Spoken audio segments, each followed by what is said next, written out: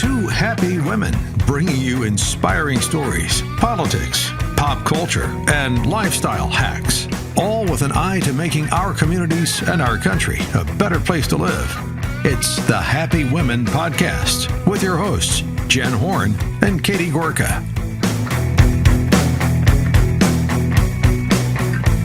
Thanks for joining us and welcome to another episode of the Happy Women Podcast. We are so happy to have you. Thank you so much for joining us and for, of course, those 5-star reviews. We always appreciate you sharing Happy Women with your friends. I'm Jennifer Horn.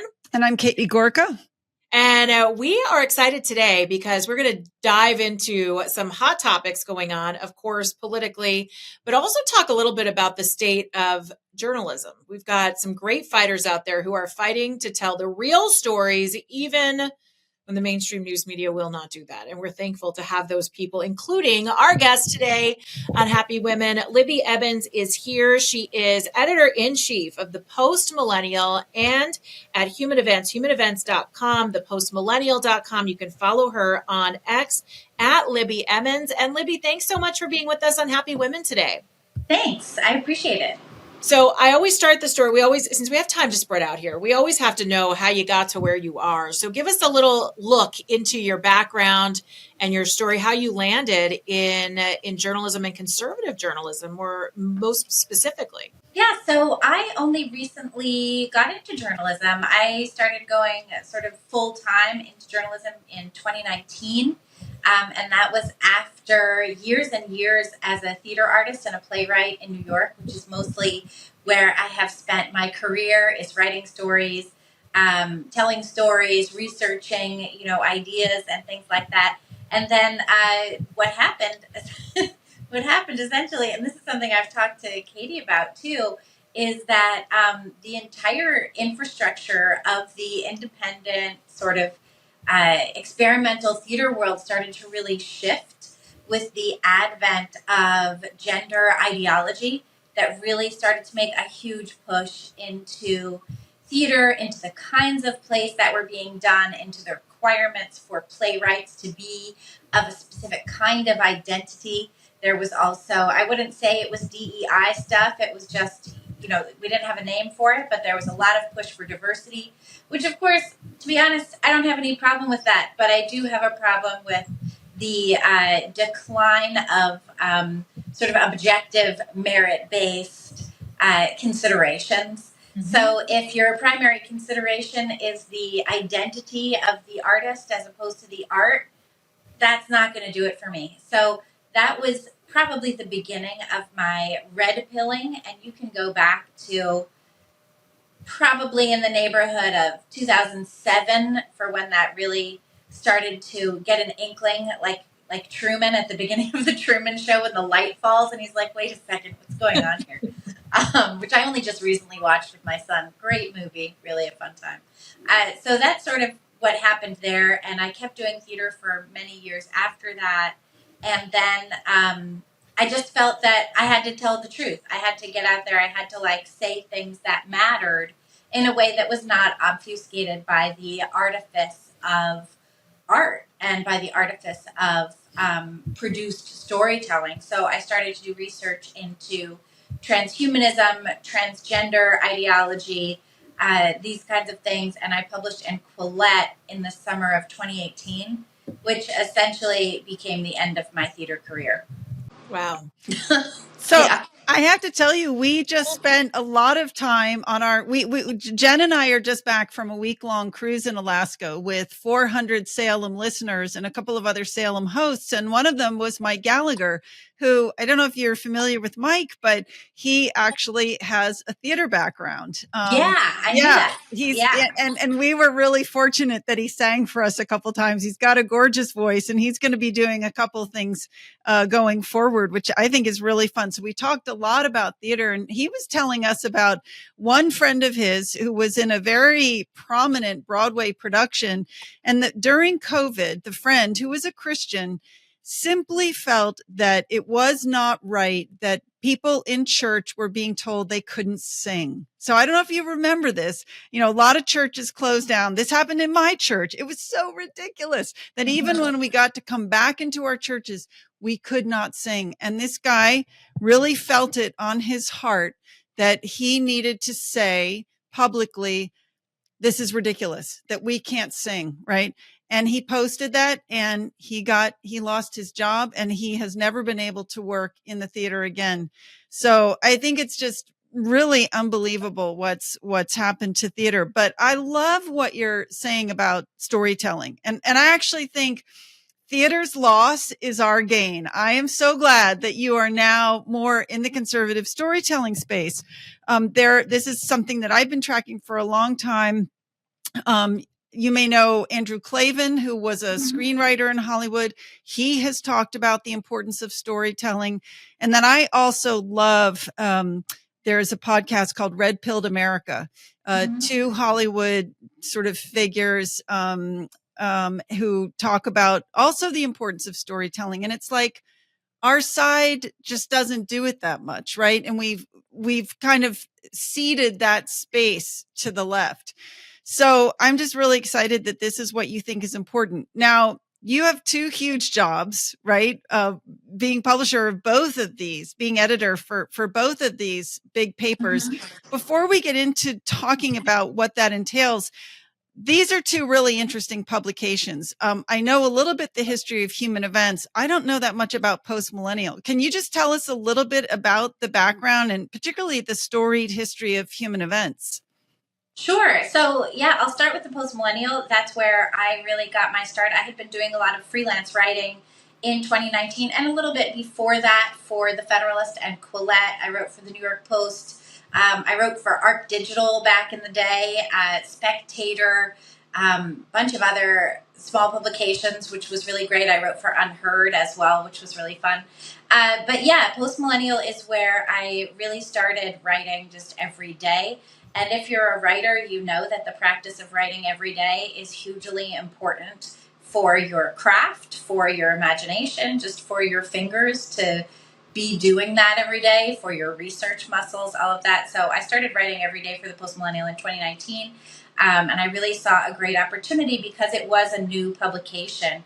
It had been founded by Matt Azrieli and Ali Tagva, who were two friends in Montreal, one a Jewish man, one a Muslim man, and they were tired of being told what to say and what to think. They were tired of their friends saying things like, you can't say that on Facebook. So they put their money where their mouths were at the time and launched the Post-Millennial, where I came on as a freelancer writing culture stuff, which is still probably my favorite stuff because that's really my background. And we just started really grinding. We just started turning out stories, following the culture wars, which I do think have become mainstream. Finally, they weren't for a while there, following notable figures like the IDW was happening then, the intellectual dark web, all of those interesting figures. What was going on in media was so fascinating when we saw the implosion of the New York Times opinion page because they had dared to publish a column from a sitting senator about how there shouldn't be riots and what the federal government should do about the ongoing riots, which lasted for over 100 nights in Portland, Oregon. And they were like, oh, this is fine. It was literally that meme of the guy like sitting there in a house on fire drinking his coffee. This is fine. It was literally that. So yeah, we just really started tracking everything, and we have grown. And I'm really proud of the work that we've done, of the writers that we have on our team, of our social media team that is hugely important. Your social media team, it turns out, are your de facto researchers because they're out there every day looking at stuff, being like, oh, did you see this? We're tracking this press conference, Yeah, so that's sort of what happened. And we just work really hard to get stories out. And that's kind of where we are with that. We merged. So we're all merged. We were bought by the owner of Human Events in 2021, I want to say, Jeff Webb, who's really a fascinating and wonderful man who had owned Human Events, working with Jack Posobiec there at that outlet.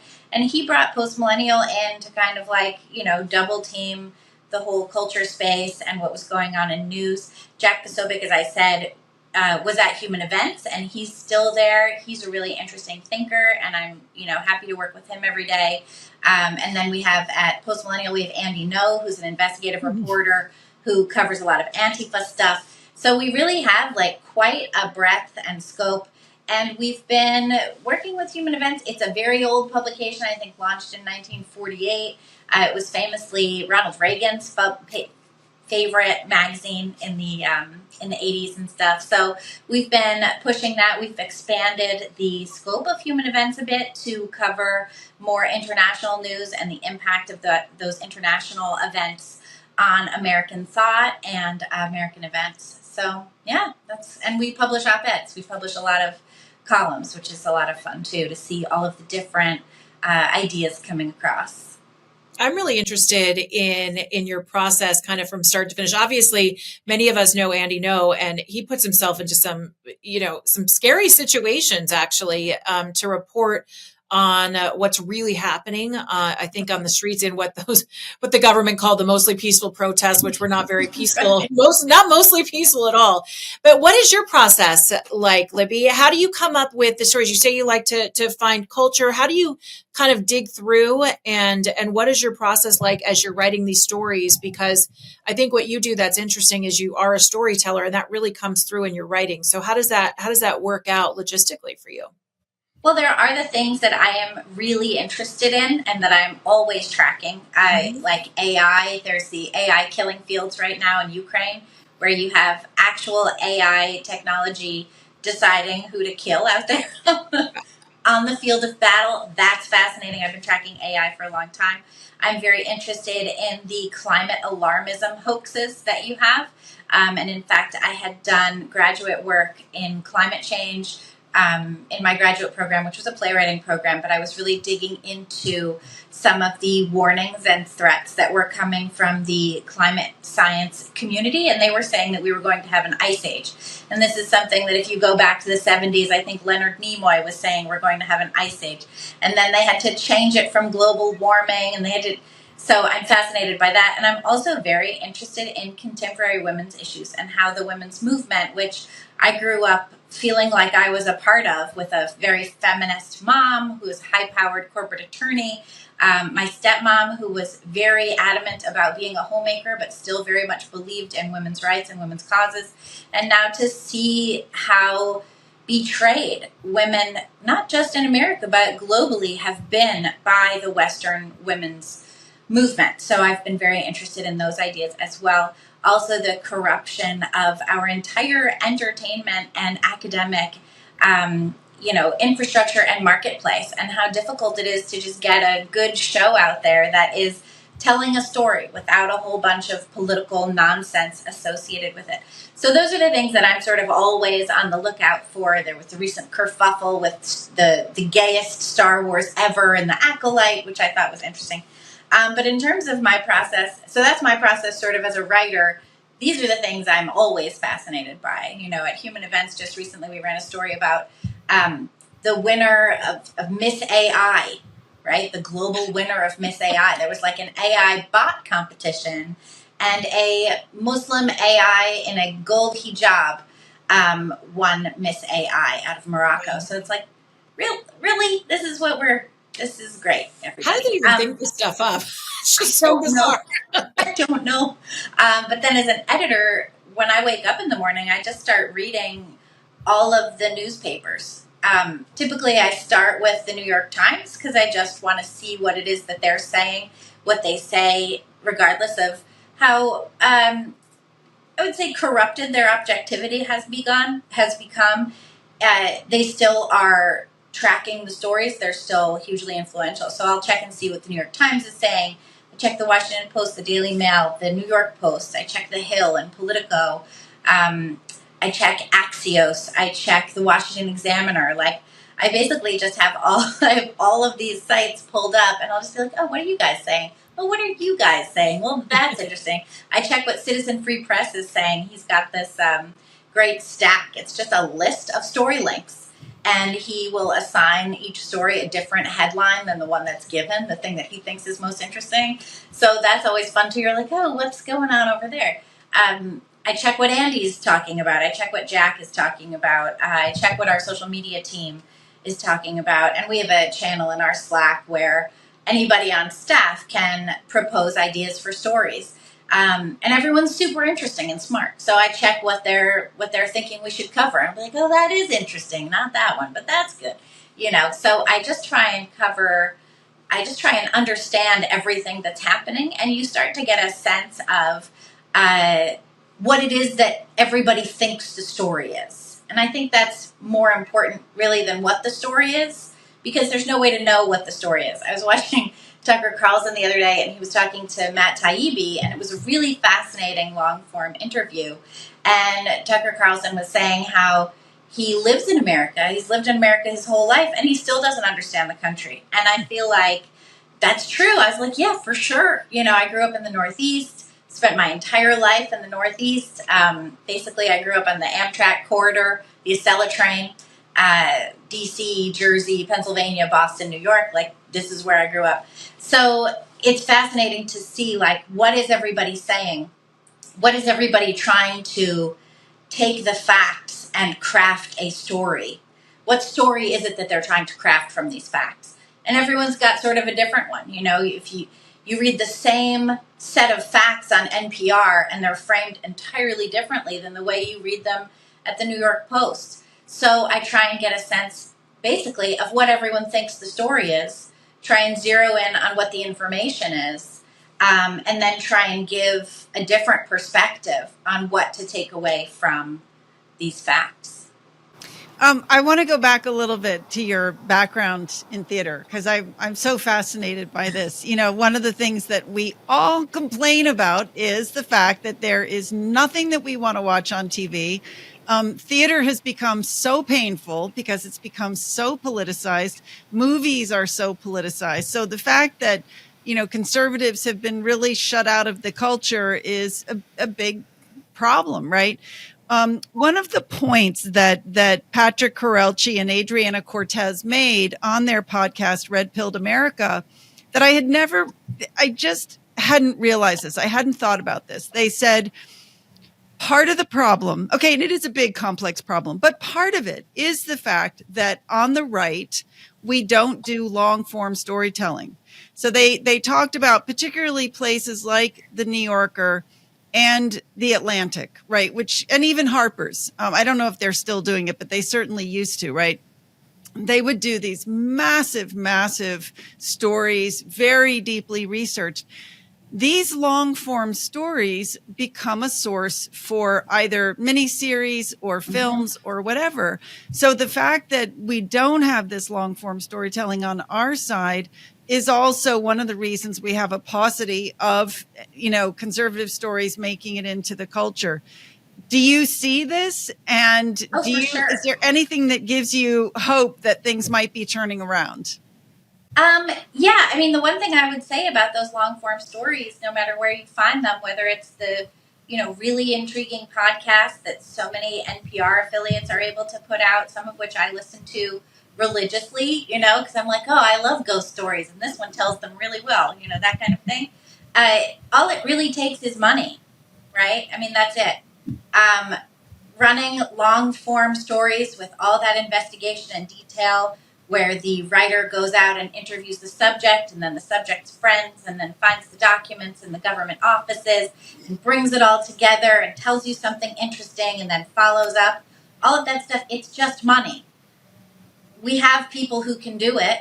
They just need to be able to pay their bills for 6 months and have their health insurance covered for 6 months while they do it.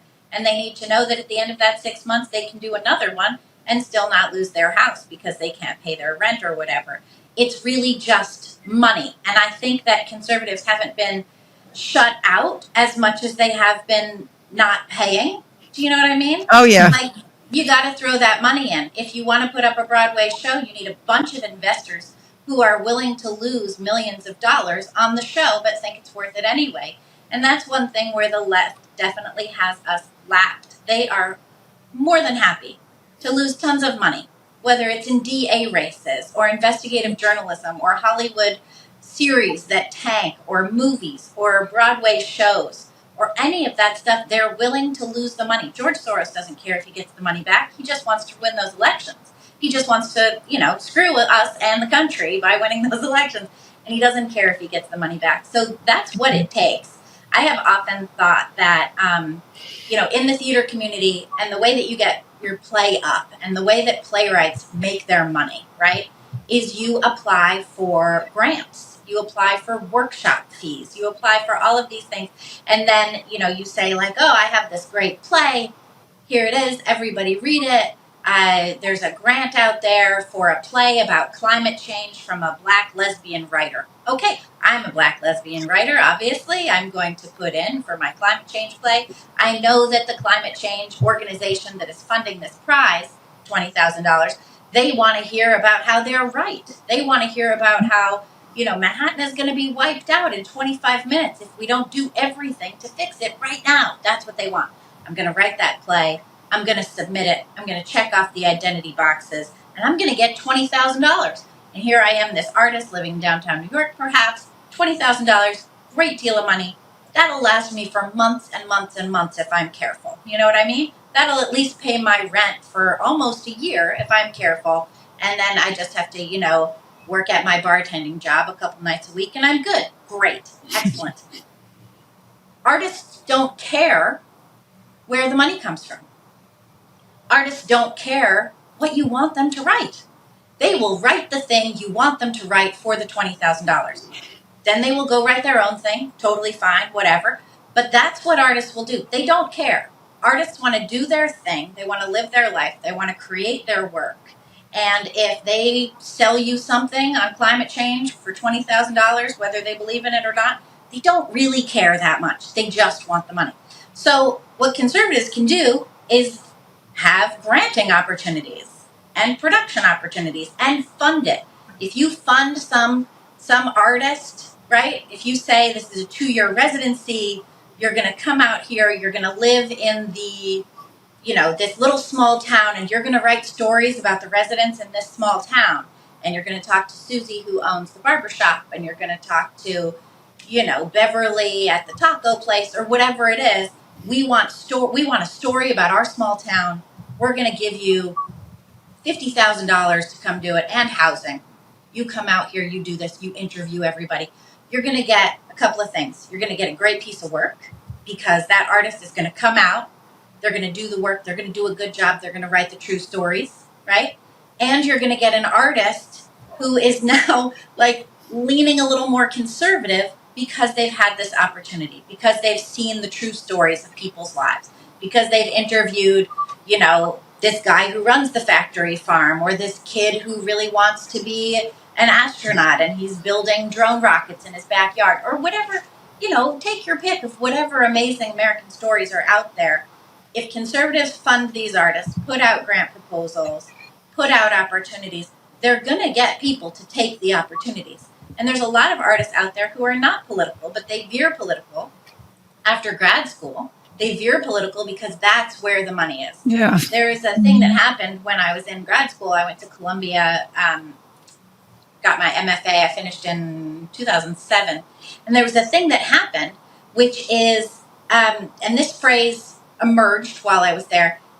I started in 2004. At a certain point, it was no longer enough to be an artist. You had to be an art activist. And this was the thing. And all of the granting opportunities were for art activism. Write a play about your marginalized community. Write a play about your experiences as a marginalized person. Write a play about climate change. Write a play about how how nuclear energy is wrong. Write a play about how abortion is great. Write a play about how trans identity is really superior to anything else. Write a play about, an activist who's called to fight for salmon in Alaska. Whatever it is. And art activism became the new thing. And just like that, all the theater companies started doing art activism. And this became the thing.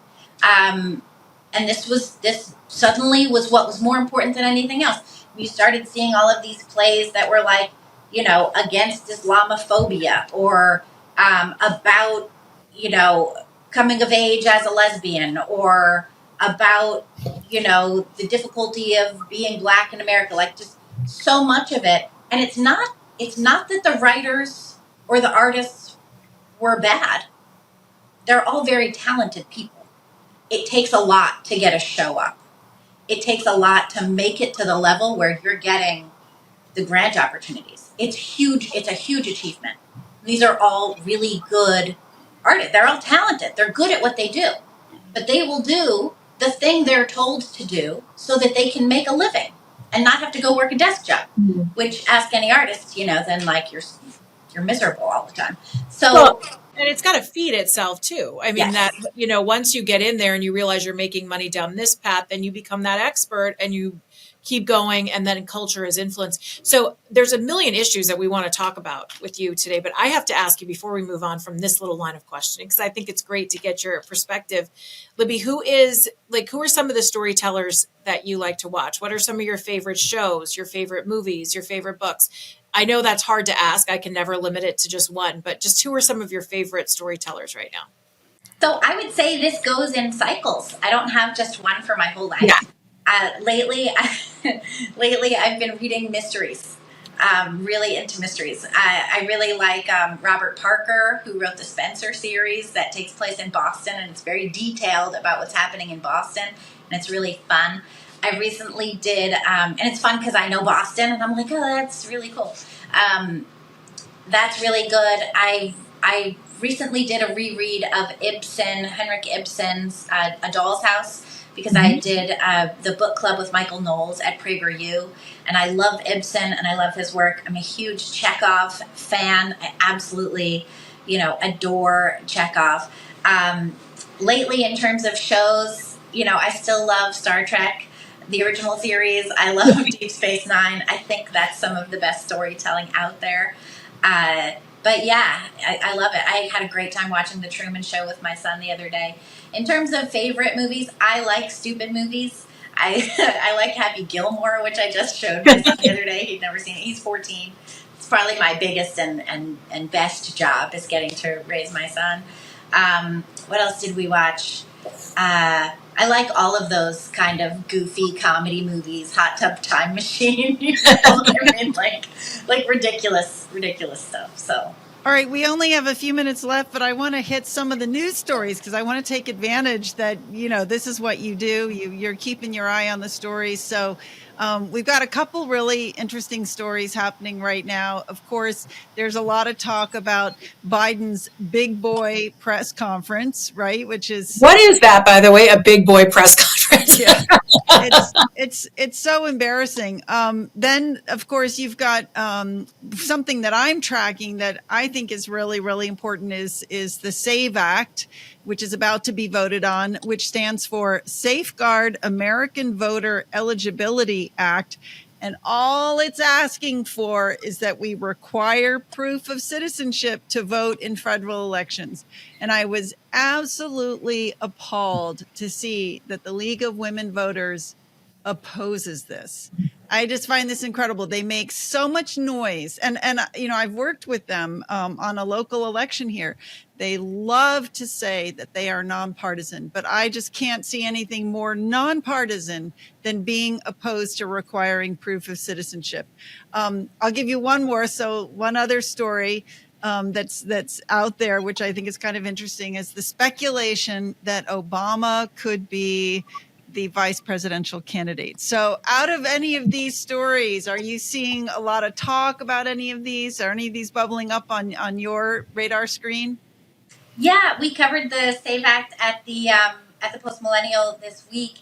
And I also found it really shocking that anyone would be opposed to citizenship verification for voting, especially in federal elections. I know that there's a lot of locales across the country where non-citizens are able to vote in local elections. They've been trying to push this through in New York for school boards and all of these kinds of things. There's, of course, in some places when you do when you register to vote, when you get your license, they don't ask you if you're a citizen. They don't care.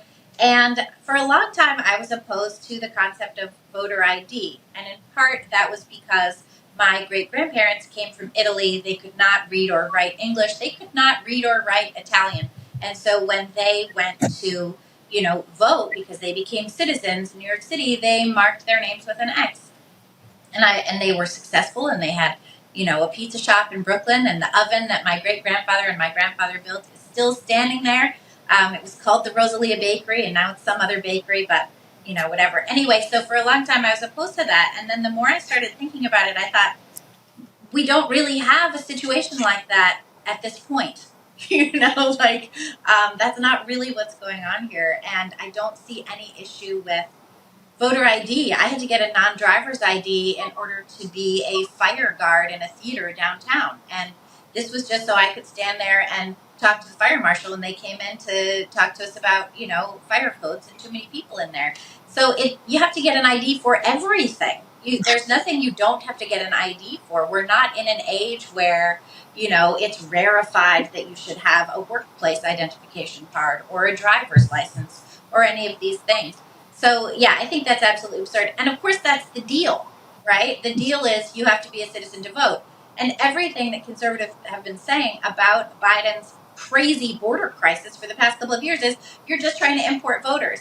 And I remember thinking, well, he's not really importing voters because it takes a long time to get citizenship. You have to go through all of these processes. It's expensive, blah, blah, blah. No, it turns out that they're just going to push him into the voting booth and be like, you just vote the way I tell you and I'll give you your asylum claim or whatever. It's ludicrous. I'm totally with you. That's insanity. It gives away our democracy. I know. It gives away the whole country. What's the point of even being a citizen if you don't even get to be the ones that decide what happened in your country? And Amen. As women, our right to vote is new, relatively. We need to fight to protect that right every single day. And I think it just dilutes the pool when you have all of this going on. All right, briefly, got to get your thoughts. Obama as VP, Kamala as president. Where does this all end up, Libby? It's like the fallout from the debate, actually watching President Trump just go on vacation for a week. I mean, the headlines really have been writing themselves to take down Joe Biden. I think Trump has been remarkably gracious since the debate. He has so many clear openings to attack Biden for his age, and he's just like, you know what, I'm gonna let you get attacked by the sharks in your own tank, and I'm just gonna go hang out and do some other stuff. He's got plenty of work to do anyway. He's got the convention next week. He's still dealing with all this lawfare fallout. So yeah, I think I've liked to see Trump keep his cool on this. He's even been putting out policy videos, which is great. We had the RNC platform yesterday, which I thought was pretty terrific. I thought it was a very good platform. My first thought was, you don't have to sell me on it. I'm already voting for you. Like, it's going to work out, But yeah, I think that seeing the Democrats intentionally undermine democracy and the will of their own voters has been really frightening to watch. And it makes you realize that they don't even care who's in charge in the White House. They just want to make sure that their goons are the ones feeding all the information to whoever occupies that office. I don't know. I hadn't heard about Obama, but that's interesting. Well, I mentioned it because I've been on a thread this morning. It's an election integrity thread where it's come out in a couple of different places. And then there's a lot of back and forth over whether it's constitutional. And it comes down to the fact that I think it's the 22nd Amendment that says, you cannot, if you've served for 2 terms as president, you cannot be elected as president again. But and then people are trying to argue, well, that doesn't mean you couldn't be elected as vice president and then ascend to the presidency. But then others are saying, let's not waste our time talking about this. We got other bigger problems. I don't know. I think it's trying to pull a fast one, no matter how you look at it. Whether it's whether it's the 25th Amendment and pushing Kamala out there right now, or whether it's pushing her onto the ticket as the front runner, which of course I remember when Biden was running in 2020, you guys probably remember this too, and people were like, what's going to happen? So they're going to do a bait and switch, and they're just going to 25th Amendment Biden and then throw Kamala at the top of the top of the heap there. And they could still do that. They could still do that now. They could do that. We could perhaps elect Biden in November and have Kamala Harris as president in January. But it does sound like he's digging his heels in. I will say, I don't think he's not going to roll over lightly. I'm rooting for him to dig his heels in. Go, Dr. Jill. Keep him in there. Yeah. Haven't we all seen that, though, with elderly people that we love? Yeah. And they don't want to admit it. My grandmother, when she must have been 96, I think, when she passed. And she was always very sharp. I always think she was just the smartest woman in our family. Probably the smartest person in our family. Very sharp. Beat me in Scrabble my whole life. I never won.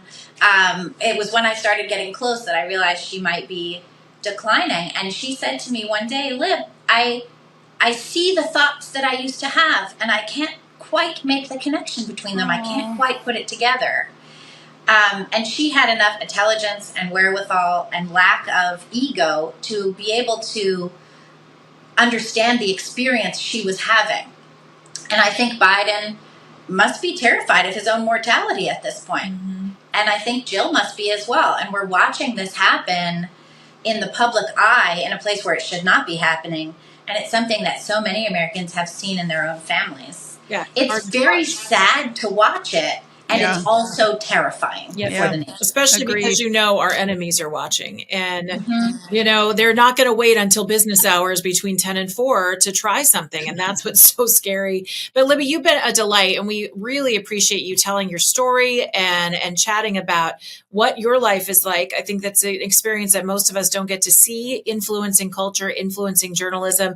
And again, you can pick up her publications, Post-Millennial, postmillennial.com, and Human Events, humanevents.com. She's editor-in-chief of both of those publications. And you can follow her on X at Libby Emmons. Libby, thanks so much for being with us. Thanks, Jen. Thanks. And thank you all for joining us as well. Don't forget, you can pick up Katie's book, Next Gen Marxism, wherever you get your books. And you can always check her out at katiegorka.org. You can search Catherine Gorka on Facebook as well. You can find me. I'm Jennifer Horn Radio on Instagram and Facebook, and Jennifer Horn on Truth and on X. And don't forget to rate the Happy Women podcast. We love 5 stars. We really do. 4 stars, not as much, but 5 stars we love. And we thank you for sharing Happy Women with all of your friends. Thanks so much for joining us. It's the Happy Women Podcast.